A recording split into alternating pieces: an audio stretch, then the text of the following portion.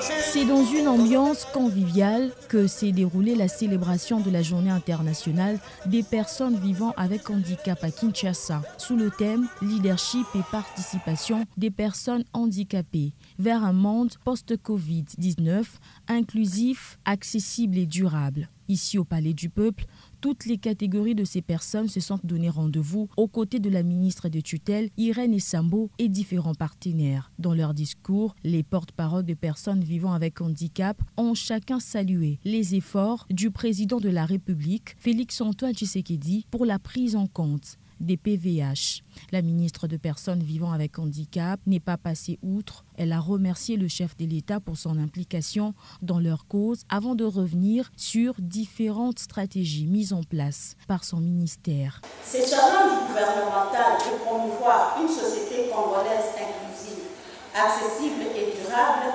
s'illustre par la mise en place à travers mon ministère des outils programmatiques du secteur du handicap qui ont longtemps fait défaut dans ces pays. Il s'agit notamment de la politique nationale d'autonomisation et d'inclusion des personnes avec handicap, toutes catégories confondues. Irène Esambo a également exprimé sa satisfaction quant à l'adoption par le Parlement de la loi portant promotion et protection des personnes vivant avec handicap. En effet, la grande vision du président de la République sur le handicap a su booster toutes les institutions du pays à s'aligner dans la mise en œuvre de cette disposition constitutionnelle. Aujourd'hui, la loi organique portant protection et promotion des droits des personnes avec handicap est une réalité. Et je me dois ici de vous dire que pendant que nous sommes dans cette salle, la commission paritaire Assemblée nationale et Sénat est en train de siéger pour valider ou, si vous voulez, adopter la dernière version.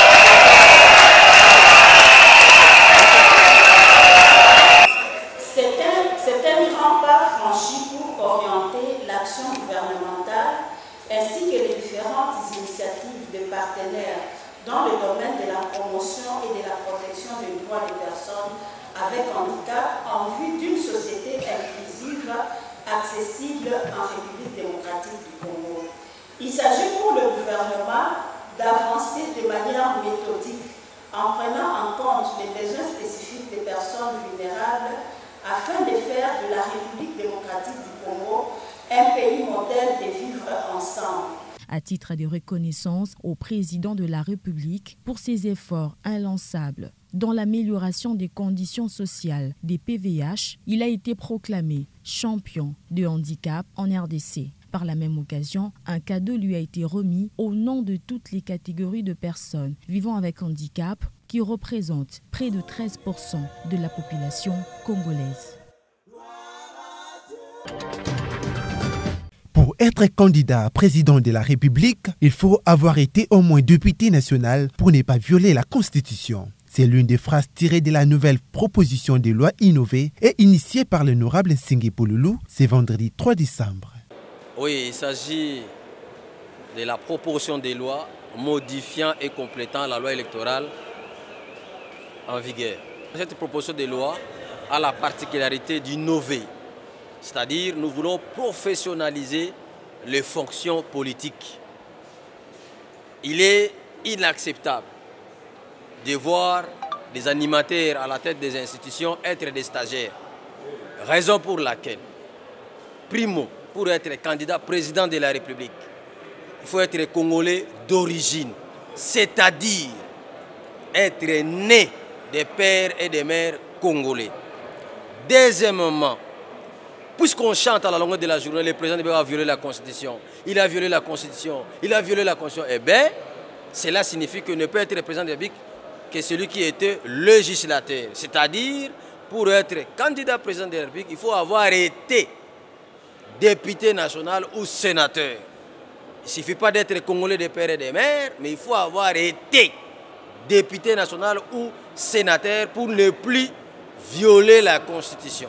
En outre, puisque selon lui, les sénateurs ont oublié les missions leur assignées, Nsengi Pouloulou a énuméré dans cette proposition de loi différentes conditions pour être candidat président, pour être candidat sénateur. Hormis ça, nous avons ensemble, lors de la reddition des comptes et le budget de l'État. Vous avez suivi mon intervention.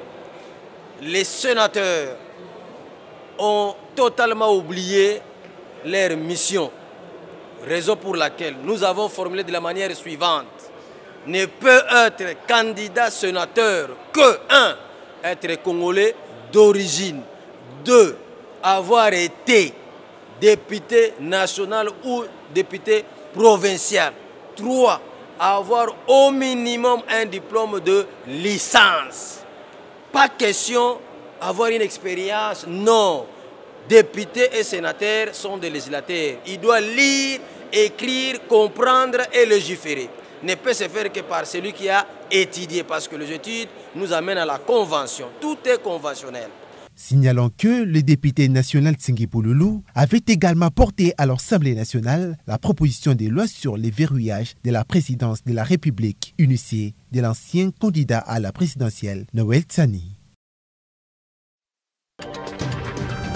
Lors de cette plénière consacrée à l'examen et adoption du rapport de la Commission socio-culturelle sur les régimes spéciaux de la sécurité sociale, le président de l'Assemblée nationale, Christophe Mboson-Kodia Pwanga, a éclairé la lanterne des élus sur la présence des forces de défense ougandaises à l'est du pays et leur mutualisation avec le FARDC pour combattre les ADF. Dans son allocution, le speaker de la Chambre basse du Parlement a affirmé que cette mutualisation des opérations militaires entre les armées congolaises et ougandaises est une recommandation de la Commission défense et sécurité.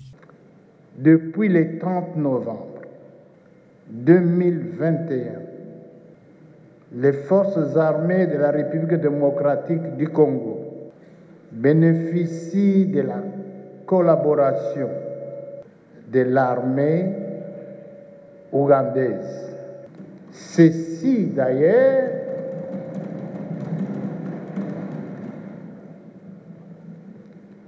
suite aux recommandations de notre Assemblée nationale. Recommandations ici de la Commission défense et sécurité.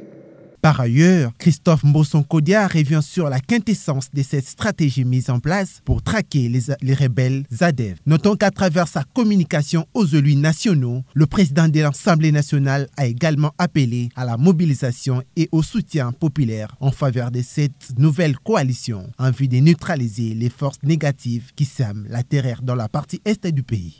Honorables députés, chers collègues, notre pays fait face à un groupe terroriste dont la traque en appelle à une coalition internationale. C'est pourquoi j'en appelle à la mobilisation de toute notre population, tous azimuts. Je vous invite à soutenir nos forces armées et de défense qui, au moment où je fais cette communication, monte l'assaut sur le théâtre des opérations au Nord Kivu, dans la zone frontalière avec l'Ouganda, pour des opérations concertées et ciblées avec l'appui des unités spéciales de l'UPF, en vue de neutraliser un ennemi commun. Pour Jean Bonheur Kongolo Pandé, l'état de siège décrété par le chef de l'État dans les provinces de l'Ituri et du Nord Kivu ont produit des résultats escomptés. Toutefois, il invite le gouvernement à bien définir les modes de collaboration avec ses partenaires venus l'appuyer dans les cadres de la traque aux ADF. Pour moi, l'état de siège a ramené quelque chose de plus pour la part de l'autorité de l'État à celui d'assumer ses responsabilités à protéger ses citoyens et leurs biens, ainsi que l'étranger qui se trouve dans nos sols. C'est vrai, nous sommes dans les 13e validations au niveau du Sénat. C'est parce que la Constitution a réduit cette marge de manœuvre. Normalement, dans notre contexte, l'état de siège devrait avoir vraiment des périodes longues possibles pour que l'autorité de l'État qui commence à retourner dans nos provinces, celui du Tour et Nord Kivu, soit racinée dans la mentalité et le comportement des citoyens. Nous, la société civile, en particulier dans notre mouvement citoyen Agir pour le peuple, nous pensons que la énième fois approche de mutualisation entre nos forces et les forces étrangères pour bouter hors d'état de nuire les ennemis, surtout les ennemis étrangers qui sont venus faire des aventures dans notre pays, elle est capitale si seulement elle est pour travailler pour la consolidation de la paix. S'agissant du dossier de la plateforme de confession religieuse, cet expert de la société civile en questions électorales interpelle les uns et les autres à tenir compte dans leurs décisions des enjeux à venir. Ce qui se passe au niveau des confessions religieuses à travers les plateformes CIME, elle est normale parce que les protagonistes entre les 6 et les 2 confessions religieuses étaient à l'ouvrance et ils se sont bagarrés sur les lieux publics pour des intérêts X et Y. Et vous vous rappelez, l'abbé Choul avait dit aux politiciens de cesser se réfugier derrière des églises. Eh bien, nous espérons que cette fois-ci, la situation sera différente. Mais néanmoins, elle pose maintenant des questions d'éthique et de morale sur les enjeux à venir après le bureau Kadima. Quel serait le mode de processus? Raison pour laquelle moi j'interpelle la politique, surtout l'Assemblée nationale. Il ne faut pas qu'on puisse faire des lois sur mesure. L'État, elle est laïque, elle doit demeurer laïque. Peu importe, nous de la société civile, notre capacité à accompagner l'État congolais à faire son travail, quand on fait une loi, nous ne devons pas mettre des articles qui contraignent l'État à fonctionner.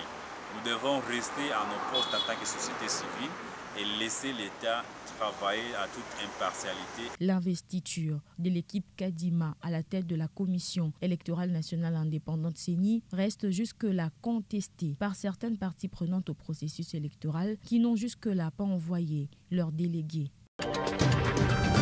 Il était question, au cours de ces échanges, de présenter au Premier ministre Jean-Michel Samaloukonde la situation actuelle de préparatifs de 9e Jeux de la francophonie, prévu en août 2022 en République démocratique du Congo. Moi, je suis en mission depuis 3 semaines, dans une mission d'expertise accompagnée des experts du Comité international des Jeux de la francophonie dans tous les secteurs organisationnels, ainsi que des délégués internationaux des fédérations internationales sportives.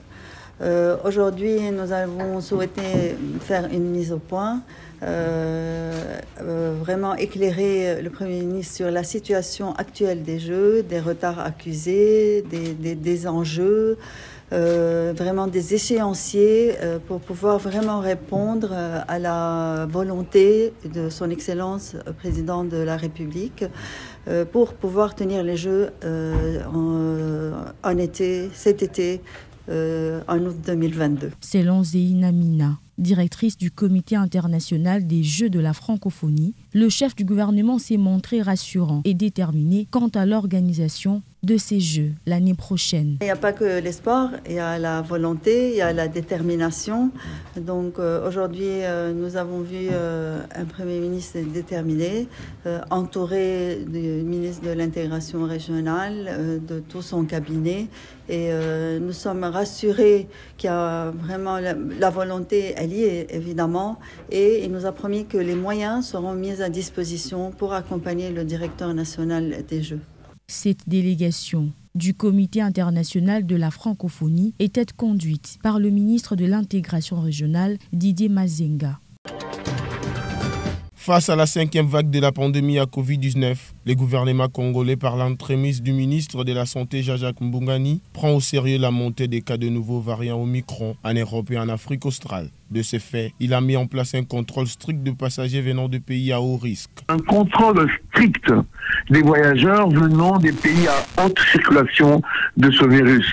Il s'agit actuellement de l'Afrique du Sud et de certains pays européens où nous allons augmenter le contrôle à l'aéroport et même dans les frontières terrestres. Joint au téléphone par Top Congo FM, le numéro 1 de la santé en RDC a par ailleurs énuméré quelques mesures de prévention prises pour protéger la population congolaise. Nous, au niveau du ministère de la Santé publique, hygiène et prévention, avec nos spécialistes, nous avons donné des propositions, d'abord édictées lors du Conseil des ministres précédent, et puis lors de la réunion du comité multisectoriel de lutte contre la Covid-19. Parmi les mesures proposées, c'est ça que je viens de vous décliner, c'est vraiment un contrôle strict des passagers venant de ces pays à haut risque, et au mieux de restreindre les vols de ces pays en ce moment, pour protéger la population congolaise. Dès lors non identifiés à Kinshasa, les variants bêta 1.1519, connus sous le nom de Omicron, fait ravage dans le monde en général et en Afrique du Sud en particulier. Débutée le 29 novembre dernier, la campagne de contrôle des vignettes lancée à Kinshasa est reportée à une date ultérieure. C'est le commissaire provincial de la police de Kinshasa qui l'a annoncé dans un communiqué daté du 2 décembre 2021. À l'en croire, cette décision qui vise donc à permettre aux Kinoises et Kinoises de bien passer les fêtes de fin d'année est prise sur instruction du gouverneur de la ville, Jean-Tini Ngobila. Il faut dire que plusieurs barrières avaient été déjà érigées par la Direction générale des recettes de Kinshasa, aidée par la police nationale congolaise afin de pouvoir contrôler tous les véhicules qui ne sont pas en ordre avec la vignette. Rappelons tout de même que cette campagne de contrôle de la vignette qui avait été déjà lancée était la cause même de beaucoup d'embouteillages dans la capitale quinoise durant la période des festivités.